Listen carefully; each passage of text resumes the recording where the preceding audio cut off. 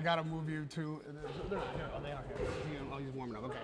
I gotta move you to the worst kept secret in boxing, which is that on July 12th, we're gonna see the undisputed heavyweight championship challenged for again, this time by Daniel Dubois.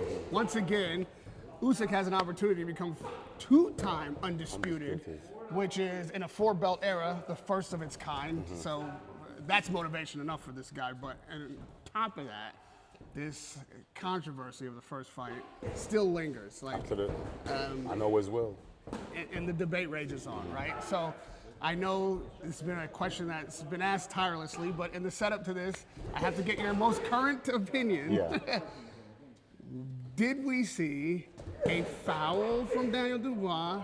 Did we see a legal shot that the referee miscalled? Or did we see a cheat from Oleksandr Usyk? We saw a perfectly legitimate punch that was not scored by the referee. He chose, for whatever reason, he could have been conned into it by Usyk, which makes it a cheat. Because if you watch the fight again, in round one, Daniel touched Usyk's body.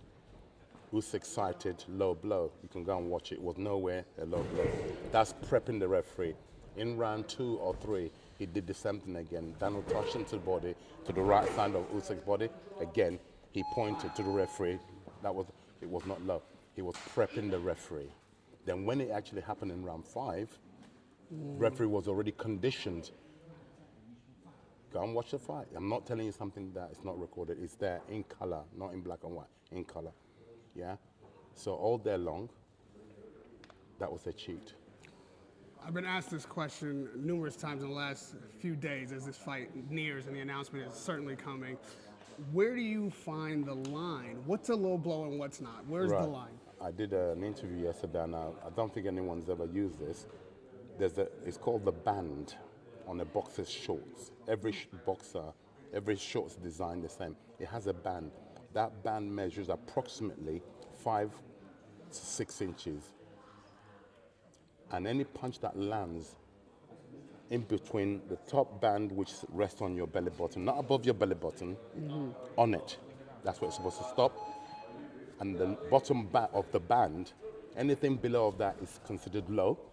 Anything in between the bottom band and the top band is legal. Floyd Mayweather, namely, and Andre Ward have made a career out of hitting people on the belt line. It's perfectly allowed. The rules are not clear, but like I said, the band on a boxer's shorts is made deliberate for that reason. Anything on that band is allowed. Anything below that band, the bottom of the band, is not allowed. Go and watch the punch. Where did it land? Right in the center of between the bottom of the band and the top of the band. It was in the middle of it. That's a perfectly legal punch. And that's the belly button, essentially, just above the belly button line. I spoke a little bit about what Usyk's mentality may be coming in. He certainly is going to take exception to the idea that he put it on to help get him some extra time later in the fight, and then being called a cheat on top of that. Yeah. Does it give you any pause to wind Usyk up? Are you making this fight even more dangerous by... No, we're telling the truth. The truth will always prevail. He knows. Usyk deep down, he's a religious man. He knows. And I have to salute him because it's remarkable that he is actually, having felt what he felt, to step back into the ring to challenge Daniel Dubois again. I have to salute him again. Him being, this is where the religion comes into it. He's not sleeping well, in my opinion, because he knows that he cheated on that night. Yeah? So in order to erase that, get back in the ring, should he be successful, which I don't believe he will be, then he'll say, there you go. Yeah, to get it out of his own mind. He knows he cheated to get that result, to help him to get the result. By claiming a low blow.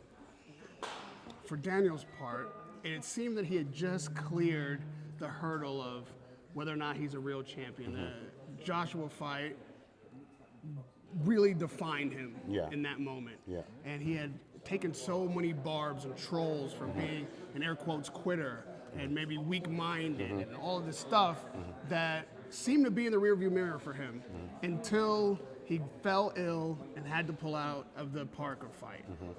And all these kind of barbs come back, all these criticisms come back.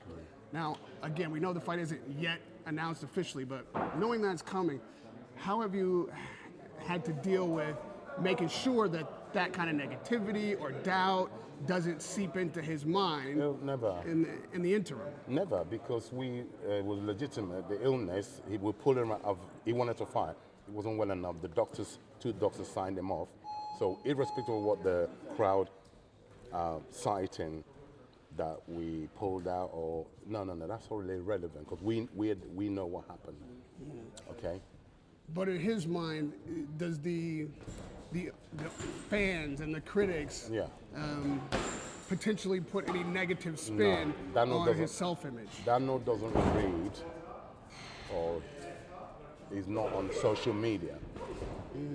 He only hears what, if he's in the gym, people are talking about. No, he's not, none of that. He doesn't bother himself with any of that. And so going into this fight, he did ultimately get stopped. I mean, whether or not... By Usyk. By Usyk. Oh, yeah. We're not denying that, yeah. So that it's there to the same. We're not denying that. So that being the case, how does he overcome, or how do you help him overcome that aspect of the fight? I mean, if the body shot or low blow never happens, does he go on to win that fight without that punch? Who's to say? We don't know. So how does he avoid the same fate if Usyk is the same fighter? We're going to be definitely different. We're going to rectify the mistakes that we made, even after the low blow thing. We should have gone on to win the fight. We didn't. So, and that was Daniel's, remember, I was a new team. 14 weeks he'd spent with us prior to that fight in Poland. Daniel, I was new with Daniel, Daniel was new with me. So to gain the understand the ethos of the boxing I want, the type of boxing I want him to do, we've now got, by the time this second fight comes up, it'll be 2 years we've been together. So there's a lot of difference. He's now understood, and we've worked, and we're going to work to make sure the mistakes we made in the first Usyk fight, to total eradication of the mistakes we were making in that fight. Can you talk to me about what has changed over these 2 years? I mean, we've seen it in the ring. We've seen it. The result is what's changed. He's gone on from that to defeat undefeated fighters, to defeat people he wasn't supposed to beat. That speaks for itself. And we're still developing. The argument can be made that Usyk is unlike any of these fighters. Granted, but he's still a human being that's got flesh and bleeds red blood, and he was legitimately put down by a body shot. We're going to do that, and we're going to rectify the mistakes we made after that, because we should have still gone on to be victorious in that fight in Poland. We know the mistakes. I'm not going to reveal the mistakes. I know the mistakes we made. We're going to rectify that going forward. Most people say, well, Dubois, if he's going to win, he's going to have to walk Usyk down somehow, or it's just going to be him battering Usyk. Well, of course you're not going to tell me what the game plan is, but do we have to see? No, sorry to interrupt you. The game plan is always from me, seek and destroy. But isn't Usyk hard to seek, hard to find? Like, all will be revealed on the... Honestly, I'm excited. Yeah. Like I said, the kid had been together with myself, the new team, for 14 weeks, and we went and put up that performance. Yeah. People are saying, oh, it was getting beaten up every round. Without a biased mind, go and watch the fight. Usyk was winning the rounds, granted. To the shot that took him down, he came back and used his superior boxing ability. He's a majestic boxer. We're not here questioning about... I'm a fan of Usyk's boxing. He's a majestic. I could go to the degree of calling him a genius, boxing genius. Yes. Taking that into the equation, we still believe our boy, Daniel Dubois, he's got what it takes. Having spent a lot longer with us now, like I said, it'll be 2 years to when he first met Usyk. A lot has changed. Yeah, he's improved a lot as an orthodox fighter. He now understands the rules when you're facing off against a southpaw, the do's and the don'ts. we've now drilled and embedded that to Daniel Dubois. He has that concept of how to negate a southpaw. Dubois has knocked out these high-level opponents since he became IBF champion. Usyk saved that knockdown, if you call it that, or low blow, whatever it is, has certainly not been stopped in a fight and not knocked down. And with your admission that he was winning rounds until the punch came in the fifth, does Daniel need to knock him out to win this fight? Yeah. Yes. Categorically, capital Y, capital E, capital S, double S. Exclamation mark. Well, I can't wait. I cannot wait to see this fight. Knock and wait.